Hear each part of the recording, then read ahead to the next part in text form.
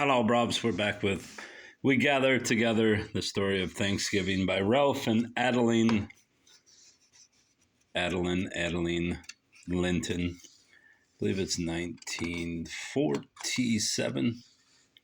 49. I was wrong. But second printing, 1957. You get the gist of it. Chapter 2 Harvest Festivals of the Old World. The Old Testament includes many references to harvest festivals. In the book of Judges, the Canaanites went out into the field and gathered their vineyards, and trod the grapes and held festival, and went into the house of their God, and did eat and drink. In Deuteronomy, it is recorded that Moses gave instructions to the Hebrews for the celebration of their harvest festival, which was called the Feast of the Tabernacles, because during this festival everyone lived in booths or tents in memory of the years when the children of Israel were wandering in search of the promised land. Said Moses, "Thou shalt keep the Feast of the Tabernacles 7 days. After that thou hast gathered in from thy threshing floor and from thy winepress, and thou shalt rejoice in thy feast. Thou and thy son and thy daughter, and thy manservant and thy maidservant, and the Levite and the stranger, and the fatherless and the widow that are within thy gates. 7 days shalt thou keep a feast unto the Lord thy God, because the Lord thy God shall bless thee in all thine increase, and in all the work of thine hands, and thou shalt be altogether joyful." In the book of Nehemiah, the Lord commanded, "Go forth unto the mount, and fetch olive branches and branches of wild olive, and myrtle branches and palm branches and branches of thick trees to make booths." So the people went forth and brought them, and made themselves booths, every one of upon the roof of his house, and in their courts, and in the courts of the house of God, and in the broad place of the water gate. And there was very great gladness.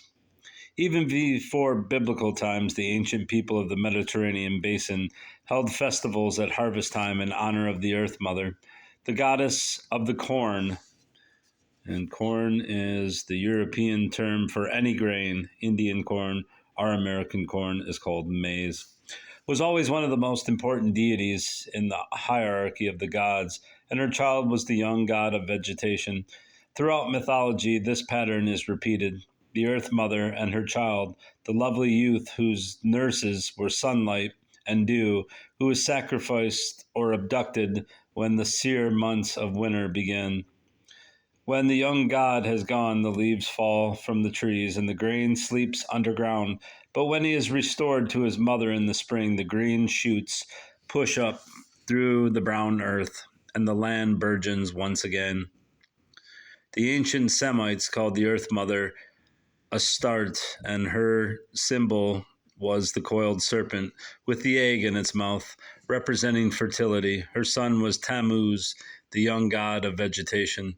The Phrygians called her Semele, and her son was Dionysus. The Minoans had an earth mother for each district. All these local deities were absorbed by the Greeks into one great goddess, Demeter, represented in white robes with sheaves of wheat and poppies in her hands. Her daughter Persephone was abducted by Pluto, the lord of the underworld, because during her sojourn in the nether kingdom she ate some seeds of the pomegranate. She was doomed to spend part of the year with her grim lord. In the spring she returned to the upper world, and the flowers bloomed, and the young grain made the fields green again. The familiar parable of death and rebirth. The most famous festival of Demeter was held in September at Eleusis. Only the initiated, the Maestae, could take part in the Eleusinian mysteries, but these participants numbered several thousands and came from all parts of Greece. So important was the festival that even when the various Greek states were at war, as they frequently were, a general truce was held at this time. When the heralds went from town to town announcing the holding of the mysteries, all hostilities were abandoned, and the celebrants could make their journey to Eleusis in safety. Or is it Eleusis? I should probably look that up. Hold on. It is Eleusis. They marched in procession wearing garlands of myrtle and ivy and carrying sheaves and grain. The wealthy ladies of Athens, finding the 4-hour march too wearisome, rode in their carriages until the orator, Lycurgus, who considered that this showed a lack of respect toward the goddess who had trudged for months seeking her abducted child, made it a law that no one could join the procession except on foot. The public festival for Demeter, called the Thesmophoria, was held in October in a temple on the shore near Athens. Only married women participated in these rites. They went there not in procession, but singly or in small groups under cover of night. Any male who inadvertently encountered any of the celebrants was subjected to mockery and mauling by the matrons. Peals of feminine laughter would echo through the moonlit woods and bring others to join in the fun. Perhaps this custom was a device to keep prying male eyes away from the scenes of the rites, for the matrons spent the next day bathing nude in the sea and dancing and playing games on the shore. After these ceremonial sports, they returned to Athens, where the festival continued for 2 more days. On the first day, they fasted and sang dirges in memory of Demeter's sad pilgrimage. But on the second day, there was feasting and singing and general gaiety and roistering in celebration of the return of Persephone. Fruit and honeycombs were offered to the goddess, and little pigs were sacrificed in reprisal on the swine which had rooted in the growing grain. The Roman harvest festival, held yearly in October, was called the Cerilia, after Ceres, the Roman goddess of the corn. This was a public festival with processions, music and dancing, rustic sports, and the feast, at which a sow and the first cuttings of the harvest were offered to the goddess. With the acceptance of Christianity as the official religion of Rome and the conversion of the barbarians who had invaded the crumbling empire, these pagan rituals were frowned upon and even forbidden by law. However, the peasants clung to them with a tenacity which has made the word pagan, originally meaning simply villager, a synonym for heathen. As late as the 6th century, when Saint Benedict established the first monastery of his order at Mount Cassino, I will assume it is, he found the local peasantry worshiping Apollo in a sacred grove. Even after conversion, old habits and beliefs died hard, and the church was too busy trying to keep the flame of civilization alive to trouble with minor heresies. The benevolent Earth Mother, purified of her grosser attributes and rites, blended with the equally benevolent Mother of Christ. Folk memory of local deities fused with the Christian tales of saints to provide patrons for villages, and the white-robed goddess of grain lived on in various guises. To those who live close to the soil, the harvest has an emotional and religious significance, hard for dwellers in a modern city to understand. Its bounty means security against the bitter months to come and rest after toil. Their gratitude finds expression in rites in honor of the being who they feel is most closely related to fruitfulness, a being of warm earth rather than cold heaven.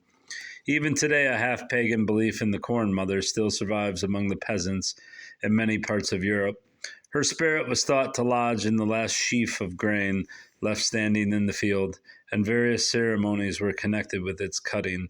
In some regions, it was plated and made into a doll which was dressed and decked with flowers and ribbons. This corn baby was carried home triumphantly and hung in the barn until the following harvest, ensuring a good crop for the next year. Sometimes the best ears of the last cutting were twined with flowers and made into a wreath which was worn by the prettiest girl in the village, or given to his sweetheart by the reaper who cut the last sheaf. She was feted as the corn maiden, spirit of the harvest. Persephone returned to the upper world. In Scotland and the north of Ireland, the last handful of corn to be cut was called the kern. The reapers gathered around, and each in turn threw his sickle at the last sheaf of standing grain. The one whose flying sickle cut the grain presented the sheaf to his sweetheart, who plaited and dressed it and made it into the kern doll. Another custom, somewhat reminiscent of the child's game of pinning the tail on the donkey, was for a reaper to be blindfolded and whirled around until he was dizzy, and then to try to cut the last sheaf while the others jeered and shouted at his wavering course and wildly swinging scythe. This game continued until one of the blindfolded reapers managed to cut the sheaf.